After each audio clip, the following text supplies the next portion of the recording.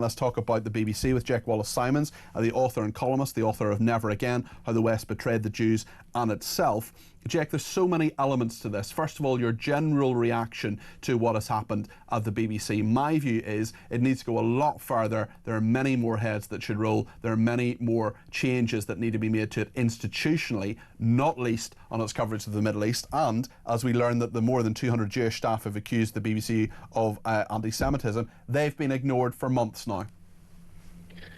Yeah, I think we've learned a number of lessons from this debacle. One is that the rot seems to run so deep that it's difficult to imagine how it's possible to exercise all that stuff and still leave the BBC intact. Not that I'm calling for the BBC to be in any way dismantled, but the problem is that it seems to be so deeply rooted now. You know, even as the report made clear, even the executives who are in charge of ensuring that mistakes aren't made, that standards are upheld, have become part of the systemic problem because they've ignored and dismissed some totally compelling evidence that bad things were happening at the BBC, not just the the obscene sort of Trump fake news, which of course was just beyond the pale. I mean, could you imagine if another broadcaster like TalkTV, for example, had taken footage of Keir Starmer and spliced two bits together to make it out as if he'd been inciting violence? Imagine what Ofcom would say about that, for example. And lots of other broadcasters and politicians and all the rest of it. But because it's Donald Trump and because everyone hates him and thinks he's dreadful and has Trump derangement syndrome, most people at the BBC, I would hasten to add, well, actually, then it's all right and then it's okay and then they can bury the report and not do anything about it.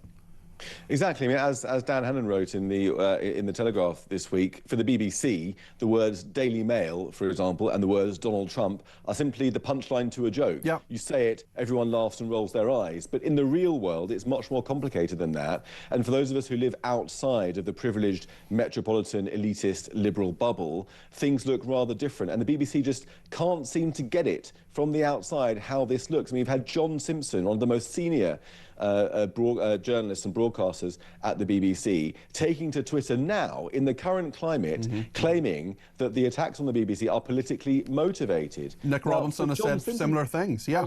Yeah, and he is contravening the BBC's impartiality guidelines for social media, even now, right now. And I've just looked up on my phone what John Simpson has retweeted this. James Landale, the diplomatic correspondent, former deputy political editor, amid all the guff, just this: I am proud to work for BBC News and even prouder to work alongside so many outstanding colleagues. We are not perfect, we must always strive to be better, but in a darkening world we remain a shaft of light. Oh, sorry, you know, listen, choose the day to say that, James Landale. That is a really, really bad idea to post that today, especially amid all the guff. Hold on a second. Guff, you've been accused and shown to have changed the meaning of what the President of the United States has said. He's suing you for £1 billion. You've got a Director General who's resigned. You've got the CEO of BBC News who has resigned. This isn't guff. This is really serious editorial failings.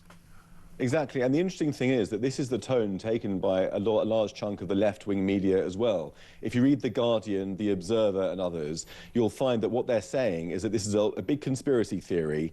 It's the right-wing press, right-wing media, right-wing politicians all ganging up and enacting a coup on the BBC from the inside as well as the outside. This is deranged, swivel-eyed, unhinged stuff. They believe it, and BBC journalists are echoing those same sentiments, as are politicians on the left. So it's the left all wrapping itself up in a frenzy of conspiracy theory, and the BBC is embroiled in that. It's no longer possible to claim that the BBC is not an organ of the left, I'm afraid. It's supposed to be impartial. It isn't. The licence fee, the whole model of the licence fee, is based upon an impartial broadcaster, the need for an impartial broadcaster. If it's no longer impartial, the reason for the licence fee, I'm afraid, collapses. Tell us about BBC Arabic as well, because it's had to make 215 corrections and clarifications over the past 2 years on stories found to be biased, inaccurate or misleading. Some of the detail here, I was looking in the report earlier actually about, even on the 7th of October, talking about hostages being brought into, being taken by Hamas terrorists, being brought in to Gaza. The BBC main website covered that in quite a number of stories. BBC Arabic didn't mention it. Yeah, I mean, BBC Arabic has been rampant with Israelophobia for years. I've reported on it myself extensively. When I was editor of the Jewish Chronicle, we ran a campaign about it. The BBC treated it with derision and contempt. And this report has just pulled out a few bullet points which highlight some of the endemic problems at BBC Arabic since October the 7th until the present day. And they include things like it had very little reporting on Israeli suffering or the hostages. Had very little criticism of Hamas, I'm afraid to say. It devoted huge swathes of its articles to statements regurgitated from Hamas and from Hezbollah, denying factually accurate stories with no basis at all. It described terror attacks as military operations. It published fake news, such as Iranian and Syrian claims that Israel had staged an attack as a precursor to attacking, as a reason to attack Hezbollah. And it gave a platform to journalists who had praised terrorism and glorified terrorism, not just a few times, but hundreds and hundreds of times. And then when it came under pressure from Kemi Badenoch for this, it released a statement downplaying these journalists, calling them eyewitnesses, which they were not. So we see that even to the public, the BBC is lying. This is the public who is funding it through the licence fee. You know, the BBC is supposed to be working with us, with the public, with the country, not against us. And yet it's this sneering attitude that seeks to educate us into liberal, metropolitan, cosmopolitan ways that derides the majority of the public and treats them, I'm afraid, like dirt. Jake, let's get your thoughts on another story. This is in The Standard. A junior doctor avoiding being struck off after he made social media posts which mocked a Jewish massacre, referred to Jewish people as Jew banker goblins. He described clips denying the Holocaust as pretty convincing. But the General Medical Council says his conduct fell just short of that which would be considered serious enough to pose a risk to public protection. Now, if there are people who are, hate the phrase, but visibly Jewish, if there are people who wear a Star of David on their neck or wear clothing that identifies them as being Jewish, how confident are they going to be going to this guy for medical treatment to receive the proper treatment that they have? This is absolutely outrageous. Exactly, and in fact, I would ask all of your viewers, whether Jewish or not Jewish, to ask themselves whether they would be comfortable being treated. I certainly wouldn't. By this man. I mean, let's look in detail at what he said, because that's important.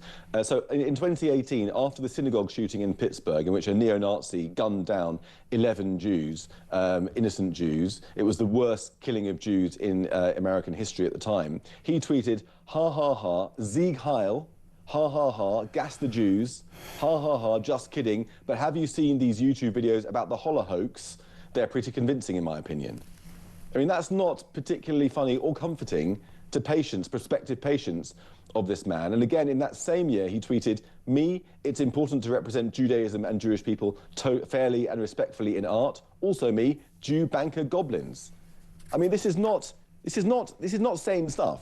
This chap seems to be unhinged, at least from his social media output.